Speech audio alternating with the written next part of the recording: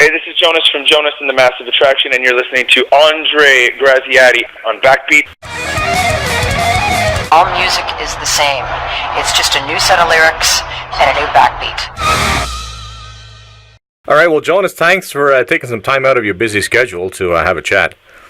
It's an absolute pleasure. Thank you for giving me your time too, man. It's really great that we get a chance to come out here and not only play the stages, but to be able to talk to you guys and get the word out. It's really it's important for us to to get these interviews and to get a chance to let people know what we're about. So let's see now. You come from a musical family background. I know that your parents were definitely a catalyst in helping you wanted to get into the music business. Yeah, absolutely. My father has been a hobbyist harmonica player his whole life. He plays the banjo as well. Real blues fan, and so that's really where I got my bass for playing. Was I started playing the blues with him.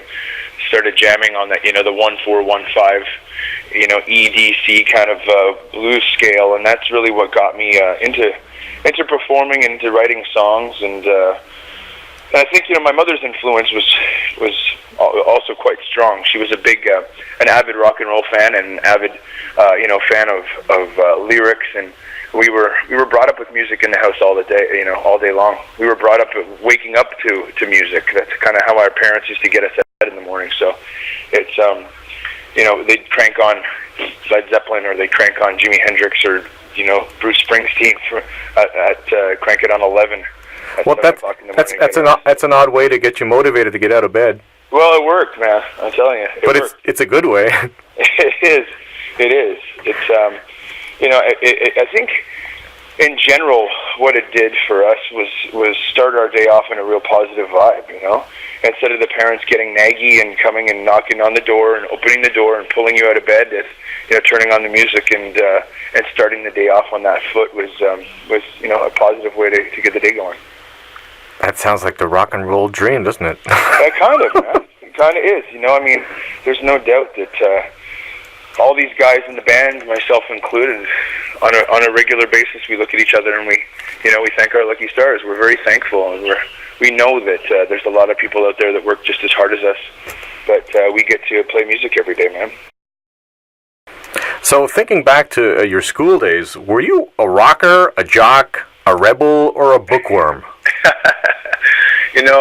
I was a little bit I was kind of a rock and roller, a bit of like a late blooming hippie with a bit of a punk rock background.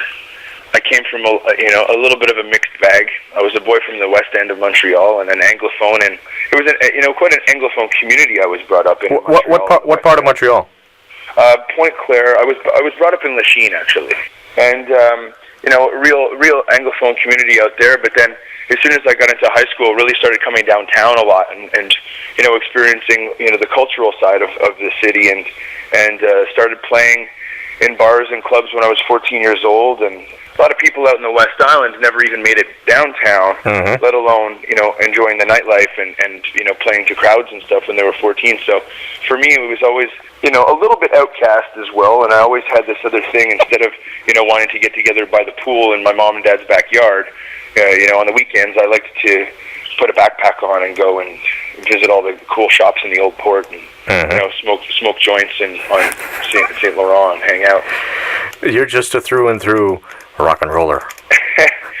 Yeah, I think so. Yeah. I don't really feel any other way. It very much sounds that way. I think the balance is important, though. It's easy to get caught up in that stereotypical rock and roller mentality and lose yourself in it, because if you don't have that balance, then longevity is out the door. If you want to last, you gotta join the 27 Club. Well, you know what I mean, and I think I used to live pretty hard back in those days. I was pretty happy when I saw my 28th birthday, but now at 32, I found a pretty good means for keeping this going and keeping trying to eat healthy on the road and trying to mix up taking care of myself. And we train a little bit in the gyms here and go to yoga and do that as we're on the road to try to offset the case of Heineken we might drink at the end of the night. Okay. Do you find it easier to write a ballad or a straight-ahead rock song? I think a lot of people, who are writers of song will tell you that ballads come the easiest. The ballad love song is usually, those kind of chord structures are a little bit easier to play with. The vocal melody on top of something that's a little slower, it tends to be easier to apply, and the lyrics, when you're talking about a love song, and the lyrics come to you a little faster than when you're trying to talk about, revolution, or you're trying to talk about something, that's of rock and roll song status. And I think that ballads have always been easier to write, but it's more of a challenge to try to lock it down and try to find some nasty rock riff that hasn't been done before. Everybody likes to hear, riffs within that low-end register, but shit, how many combinations can you actually do? Every so often a unique one pops out. There's only so many notes. Exactly. But just different ways to interpret them. Different ways to interpret them, where they come from. You can play the same 3-chord pattern as Bob Dylan did 30 years ago, and you might be able to find something familiar in it, but to make it your own is, I think, kind of the mission. Are you a musical purist, or do you abide by technology? I'm not. I'm not a purist in the sense of the term. I like keeping one style to one style, but as far as technology goes, I suppose when it comes to live stage and when it comes to recording, yeah, I think Corey's been a big influence on me in that way. Corey Diabo, our guitar player, has been, my guitar player and partner for 15 years. Him and I have partnered up on all sorts of songwriting and recording together, and he always has stuck to his laurels, and he likes his Les Paul, he likes his Telecaster, he likes his Marshall stack, he likes the stuff that he likes. He doesn't use any digital effects. All of the effects are from pedals that he's got live, and I think it's kind of rubbed off on me, especially when it comes to my guitar playing, because most of my guitar playing has been learnt from him. So when it comes to, you look at our pedals, our pedal boards, and our pedal boards are all stomp boxes.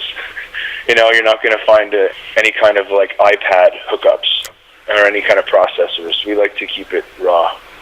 That means that you could play the music anywhere, even if you're unplugged.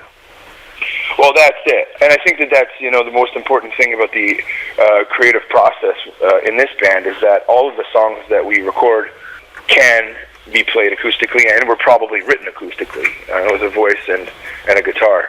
So when you strip it down, there's still some meat and potatoes, not just studio magic that makes the music.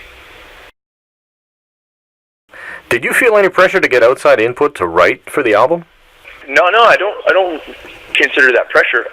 It's our own record label. It's my manager and I are the ones who run the label, and we run our own production company too. So everywhere from the studio to the road is all kind of our thing. So when you talk about outside pressure, the only people that could really give us any pressure are ourselves. I think that teaming up with songwriting has always been fun for me. I love that. I love working with different writers.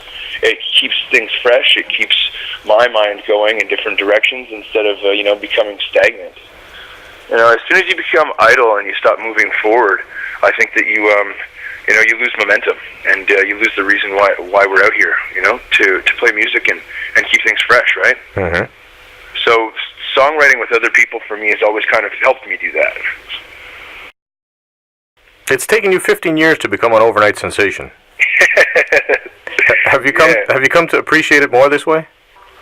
It's building blocks, For me, my favorite bands have been bands that have built their reputation and built their fan base from, dirty bar stages that, can't even fit the whole band on there, that can barely fit the drums, and everybody starts at that pure state and have worked their way up. My favorite bands have all kind of started that way and started their fan base from, very small, intimate fans to the biggest stages. And if it takes a while to do that, then it takes a while to do it. I suppose, yeah, it's definitely helped me appreciate what there is out there and the industry itself. But it's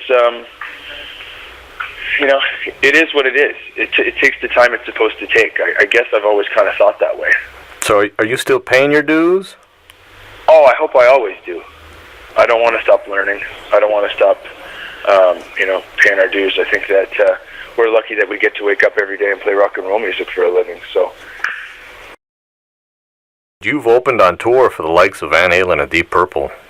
Yeah, it's absolutely, the school of rock 101. That for us, sharing those tours and sharing those stages with guys like Eddie and guys like Steve Morris and Ian Gillan, and I mean, that's the way to if you want to learn how to make it in the business and to have longevity in this business, hang out with those guys for a couple of dates and chat with them backstage. Talk to Roger Glover about his maintenance and how he's kept going in this business, his successes and upfalls and downfalls, and I mean that's for us the best way to learn. We are.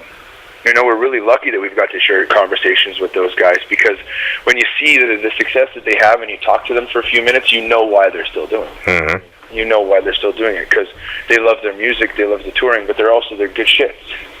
These are good guys with good hearts, and I think it's great that we've had them to learn from. But what would be your ultimate dream gig? Honestly, and this is going to sound cheesy, but okay. I honestly, I love every show we play. I like, from small club gigs to arena gigs to outdoor festival gigs. I love from show to show. Who to share the stage with, Not necessarily share the stage, but the ultimate dream gig would be, like some people say, playing Royal Albert Hall or Wembley, as it was. It's funny that you say that, because Wembley is definitely, I think, everybody's ultimate gig. I'd like to play Red Rocks in Arizona. Oh, that's a fabulous place. Yeah, I think that that's kind of for venues and all around vibe. I think Red Rocks would probably be the top of my list. There's a really great show that Rush did there. Yeah, I haven't seen that one in its entirety, but I've seen clips from that one, and I've also seen the U2 concert down there. They did a massive show down there, and it's on DVD as well. You ride a Harley. Yeah, man. Yeah. Would you ever consider in the future, say, like Neil Peart, when he goes on tour, he takes time to take his motorcycle and go from gig to gig? Oh, no doubt. And we've already discussed that. Harley Davidson have been really supportive of us over the last couple of years. They they supply me with a couple of bikes back home, and we just played the Harley Days Festival in Hamburg a couple of weeks ago. Yeah, I read about that. Yeah, we're really quite affiliated with those guys, and they really take good care of us. And I'm trying to figure it out how we can hook a trailer onto the back of the bus and put a couple of bikes in there, so I can do that. That would be great, because if you ever find yourself in the Black Forest, my friend, I will give you a tour, because the Black Forest is just, it's like the ultimate place to be biking. Really? Oh yeah. Oh, that's amazing. Good views, some winding roads, and absolutely. That's why I'd love to show you guys around. Oh, amazing. Now, I'm Canadian myself. Oh, are you? Cool. Yeah. Where are you from? Originally from Ottawa, but spent almost 20 years in Montreal. Right on. Yeah, Montreal's the place. So, that's our stomping grounds. That's awesome. Awesome. That's what we share, man. Montreal is a pretty inspirational place. There's a lot of great art coming out of Montreal. Definitely. Yeah, not just musically, There's a lot of great theater coming out of Montreal. There's a lot of great actors and playwrights and directors and, painters, too. It's really a boiling point for a lot of artistic expression. Absolutely, but I think the world would be surprised how many Canadians there actually are that are well known. It's funny, until they win like an Oscar or they die, you don't really hear they don't really announce themselves as Canadian most of the time. That's right. Bit of a shame. Yeah.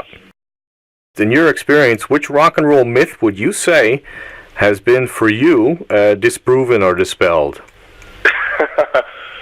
Glamour. Glam on the road. But that has been completely dispelled. Uh-huh. There's no such thing as touring glamour. Okay. There are moments of glamour, but glamour is not a lifestyle. Snippets of glamour. Snippets of glamour. Yes, there are. Glamour comes like fairy dust. It comes in like specks. It has its moments, but it's certainly not a continuous lifestyle. Uh-huh. Okay. Well, honest answer. Let's look at a couple of tracks on the album. Big Slice. Are you getting yours yet? Who doesn't want it? I mean, that's kind of what, that's where the idea of that song comes from, really, is that who doesn't want a big slice, whatever it is, of the pie, of the ass, of life. I think that I get it on the regular. I get all of those on the regular. Well, you've arrived. No, man, I haven't arrived at all. We tease each other all the time about that because, I mean, it's so funny because there's so many different levels of making it and success and what you think that is. And I don't know. Every time I've brushed some of the dreams that I had when I was a child. I always feel like there's further to go. Let's see now. Not a hero. Now, who or what do you regard or classify as a hero, and who is yours? Now, aside from your parents. Wow, that's a great question. Thank you. That is a really great question. I think I've got several. I think the Dalai Lama and Leonard Cohen and, guys like that, especially a guy like Leonard Cohen who's gone through, the music industry and went through as much as he has and still has a spiritual enlightenment that he walks with. And still has an oversight on the world in a positive way. And I think anybody who can live through the things that he's lived through and still be able to and I speak of both of them now. It's funny because I kind of guess I put both of them on the same scale most of the time. But yeah. Nice to hear that one of them is Canadian. Well, absolutely. Could you see yourself take place in an air guitar competition? In an air guitar competition? Yes. You know what? I may win. Really? I may finally, my chops might finally come through. No, not at all. I think I'd be terrible. I'm already trying to concentrate on singing and playing guitar at the same time. Air guitar would just completely fuck me up. Really? I think so. Okay. I might sound good for once, though. Yeah, because they do that in Finland every year. They have this competition. That's awesome. I've seen some highlights from that too. I think we have one in Canada too, and our best of the best come over to compete over here. Well, I've asked that question to Stephen Wilson from Porcupine Tree, and he said rubbish. Rubbish. Well, my official quote is, I think I would finally sound good. Okay. Well, at least there's confidence there. There we go. Well, Jonas, thank you very much.